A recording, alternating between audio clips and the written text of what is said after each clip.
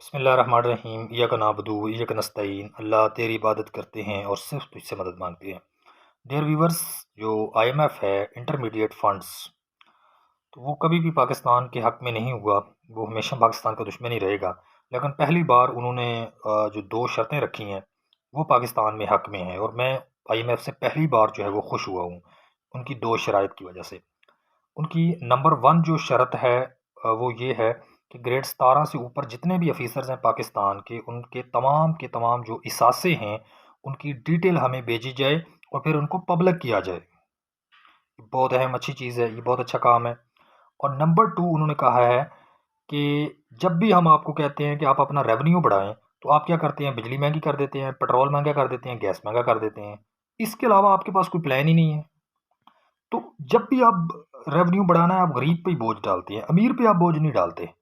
तो जितने भी ब्यूरोक्रेट्स हैं, ग्रेड 17 से ऊपर के ऑफ़िसर्स हैं 18 के, तो उनको जो महीने की आप तनख्वाहें इतनी ज़्यादा दे रहे हैं, यानी 25-25 लाख, 30-30 लाख उनकी तनख्वाहें हैं, जिनमें से 7 लाख उनकी तनख्वाह है, उनको गाड़ी दी हुई है, उनको 500 लीटर महीने का पेट्रोल दिया हुआ है, एक बंदा दिया हुआ है, घर दिया हुआ है, कोठी दी हुई है, प्लॉट्स दिए हुए हैं, तो वो सब ख़त्म करें। यानी जो जर्नल्स होते हैं, जजेस होते हैं, तो वो महीने का तकरीबन उनकी 5 लाख सैलरी होती है, 5 से 7 लाख जो जर्नलाइज़ है। तो ऊपर से उनकी जो मरात दी जाती हैं, वो तकरीबन 20 से 25 लाख उनको मरात दी जाती हैं। वो घर की फ़ार्म में, वो नौकर की फ़ार्म में, वो मुफ़्त बिजली की फ़ार्म में, उनको मोबाइल लोड की फ़ार्म में, उनको सिक्योरिटी की फ़ार्म में और मतलब है कि और उनके प्रोटोकॉल के फ़ार्म में। तो वो उन्होंने कहा है कि अब ऐसा नहीं है, वो सारी मरात ख़त्म करें। और जब कोई नई स्कीम आपने शुरू करनी होती है और शुरू करेंगे और फिर फीता काटने के लिए आप पहुंच जाते हैं जी, अब इनका इफ्तिताह करना है। तो जब कोई नई चीज़ बन गई या फीता-शीता काटने की ज़रूरत नहीं है, बस ठीक है। मतलब कि अगर आपने ऑरेंज लाइन बनाया है मनसूबा, उसको स्टार्ट करना है, वज़ीर-ए-आज़म आ गया है, 30 लाख में आप जाके इफ्तिताह करने जा रहे हैं जी, 30 करोड़ में जाके आप इफ्तिताह करते हैं, फीता काटते हैं, उसकी कोई ज़रूरत नहीं है। बस आप ठीक है, ओके। तो ये मैं इस चीज़ से खुद तक बहुत खुश हूँ, एक के ग्रेड 17 के तमाम मुलाज़मीन का डाटा पब्लिक किया जाए और फिर ऊपर जो अमीर लोग हैं, जिनको इतने-इतने मरात दिए जा रहे हैं, उनकी जो मरात हैं, जो गाड़ियाँ हैं, जो प्रोटोकॉल्स हैं, जो मुफ़्त बिजली है, वो सारी ख़त्म की जाएँ। मैं इससे भी खुश हूँ। और फिर जो इसमें क्या नाम है, एक और चीज़ है और जो और चीज़ उन्होंने कही है कि अपोज़िशन भी इस मुआहदे पे दस्तखत करे। उन्होंने कहा है कि हमें क्या पता है कि आपकी गवर्नमेंट रहे या ना रहे, बाद में अपोज़िशन आ जाए, तो आपकी जो अपोज़िशन जमात है, यानी जो कि हम इमरान खान है इस वक़्त अपोज़िशन में, वो भी माहदे पे दस्तखत करे। क्योंकि ज्यों का त्यों हो, गवर्नमेंट बदल भी जाए, तो हमें अपना पैसा चाहिए, हमें वो रिकवरी चाहिए। तो ये 2 आईएमएफ की जो शराइत हैं, ये बहुत अच्छी हैं, इनसे मैं बहुत इंस्पायर हुआ हूँ। लेकिन ये तो उनकी अच्छी होंगी, जो बाकी उनकी बुरी शराइत होती हैं, जो बाकी हैं, वो तो होना ही होना है कि पेट्रोलियम मसनूआत की कीमतें बढ़ेंगी, कुछ बढ़ा दी गई हैं, अभी पूरी नहीं बढ़ी। अभी 30 रुपए लीटर और बढ़ेगा, गैस और बढ़ेगी, बिजली की कीमतें और बढ़ेंगी और जो पहले होता था ना कि 300 यूनिट तक जो खर्च करता है, उसको कम रेट लग के आता है और जो 300 यूनिट से ज़्यादा खर्च करता है उनको और रेट लगता है। पर यूनिट जो रेट लगता है वो 300 तक और लगता है, उससे ऊपर और लगता है, फिर कमर्शियल और लगता है, घरेलू और लगता है। तो जिसके ऊपर लेवी लगी हुई थी, वो आईएमएफ ने कहा कि ख़त्म कर दो, सबको एक जैसा रेट दो।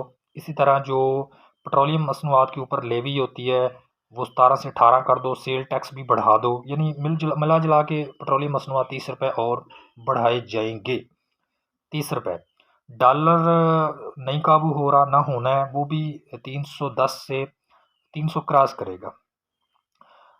इसके साथ-साथ ये उनकी जो मेजर मतलब है कि शराइत हैं और इसके साथ-साथ उन्होंने ये भी कहा है कि आप कोई रोड मैप लेके आएँ। आपके पास कोई प्लान नहीं है।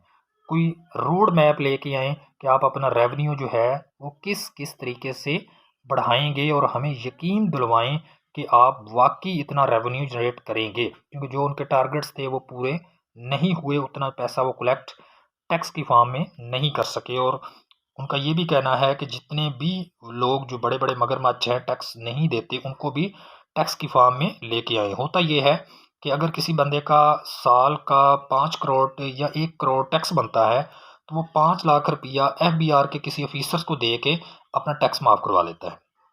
तो वो ऊपर से जो 95 लाख रुपया है वो बचा लेता है 5 लाख रुपया रिश्वत दे के, क्योंकि 5 लाख रिश्वत देना आसान है, 1 करोड़ देना मुश्किल है। तो वो उनके ऊपर भी वो कहते हैं कि काबू पाएँ। और इसके साथ-साथ मैं ये कहना चाहता हूँ कि पाकिस्तान के जितने भी लोग हैं वो अगर उन्हें मेहनत करना होगी। हम पाकिस्तानी कौम जो है वो लेज़ी बहुत ज़्यादा है, हम चाहते हैं कि हमें पैसा आता रहे और हम पड़े रहें। तो हमें अब चाइना की तरह, हमें जापान की तरह मेहनत करनी होगी। हमें जर्मनीज़ और तरक्की याफ़्ता मुल्कों को अगर देखें तो वो लोग बहुत मेहनत करते हैं, इसी वजह से वो लोग आगे हैं। तो महँगाई बहुत ज़्यादा बढ़ने बढ़ने जा रही है और मुल्क के हालात मज़ीद मुश्किल होते जा रहे हैं। और ये भी तजवीज़ है कि जो असामियाँ गैर ज़रूरी हैं यानी बहुत सारी असामियाँ ऐसी ज़रूरत ही नहीं होती, बहुत से महकमों में वो हैं, वो भी ख़त्म करें। 70% जो मिल्स हैं धागे की वो बंद हो गई हैं। मिल्लत का जो क्या नाम है, जो मिल्लत का यूनिट है, यानी जो कंपनी है पाकिस्तान में ट्रैक्टर बनाने वाली, वो बंद हो गई है। टोयोटा की कारों बनाने वाली वो भी बंद हो गई है। और इसी तरह ऑयल रिफाइनरी की जो कंपनी है वो भी कुछ देर के लिए रोकी गई है। तो मुल्की हालात बहुत ज़्यादा ख़राब ही हैं। और ख़राब होने की जो वजह, आप मेरी बात से इत्तेफ़ाक करें या ना करें ये आपकी मर्ज़ी है। इमरान खान से आपके इख्तिलाफ़ात होंगे, मेरे भी हैं। मैं उनकी बहुत सारी बातों को नहीं मानता, मैंने बहुत तनकीद भी की है। लेकिन मेरा ज़ाती अपनी सोच और अक़ल के मुताबिक ये कहना चाहता हूँ कि इमरान खान सन 2022 में सही मुल्क चला रहे थे। अब जब से इमरान खान को गवर्नमेंट से निकाला गया है और पीडीएम को लाया गया है, कोई और लेके आया है, पीडीएम खुद नहीं आई, पीडीएम को लाया गया है। और बाहर से मुल्क के कोई नहीं लाया, पाकिस्तान के अंदर से ही उनको लाया गया है।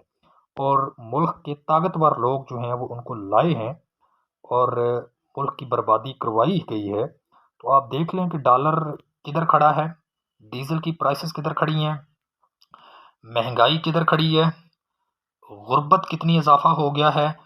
और मुल्क के अंदर जो इसासे थे मुल्क के वो ख़त्म हो गए हैं। $3 बिलियन सिर्फ रिज़र्व रह गए हैं, बाकी सारे ख़त्म हो गए हैं।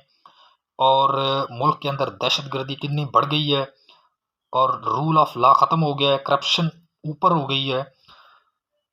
तो इसके ऊपर अब कुछ लोग जो है ना, पाकिस्तान का जो ताकतवर माफिया है वो हमेशा से यही करता आ रहा है कि कहते हैं कि हम जो फैसला कर दें वो 22 करोड़ को मानना पड़ेगा। ये पहली बार ऐसा हुआ है, अवाम ने कहा है कि नहीं ऐसा नहीं है कि चंद लोग फैसला कर दें कि अवाम ने किधर जाना है या किधर नहीं जाना। इस बार रिएक्ट आया है, उन्होंने कहा कि हम चंद लोगों का फैसला नहीं मानेंगे।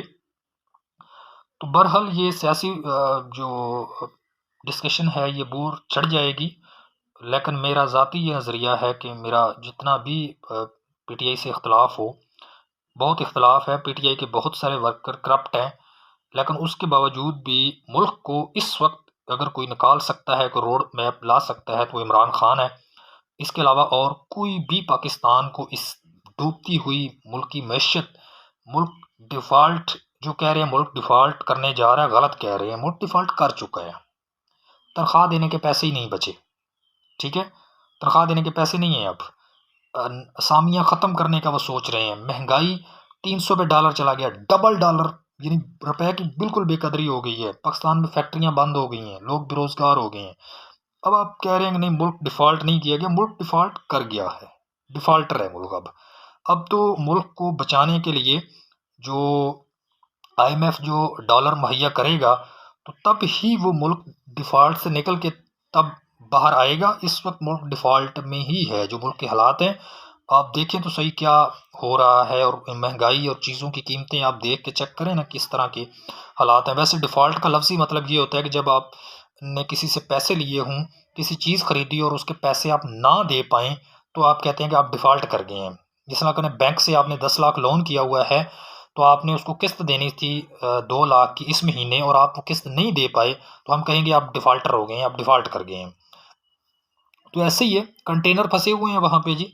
बंदरगाह पे कंटेनर फँसे हुए हैं, पैसे नहीं हैं, डॉलर नहीं है, पेट्रोलियम खरीदने के डॉलर नहीं है, तो और क्या डिफ़ॉल्ट है फिर? लेकिन अभी भी वो लोग जो माफ़िया को लेके आए हैं, उन्हें समझ नहीं आ रही कि किस तरह का रिएक्ट है। उन्होंने तो चले जाना है फिर अमेरिका में और वहाँ जाके फिर अपने बीवी-बच्चों को ले जाना है, या दुबई ले जाना है, या फिर अमेरिका चले जाना है, कनाडा चले जाना है, जर्मनी, स्विट्ज़रलैंड, वहाँ पे जाके रहना है। पाकिस्तान तो उनका मुल्क ही नहीं है। तो बहरहाल बीइंग अ पाकिस्तानी हमें मेहनत करनी होगी और अपने हक़ की आवाज़ जो है वो उठानी होगी। अल्लाह हाफ़िज़।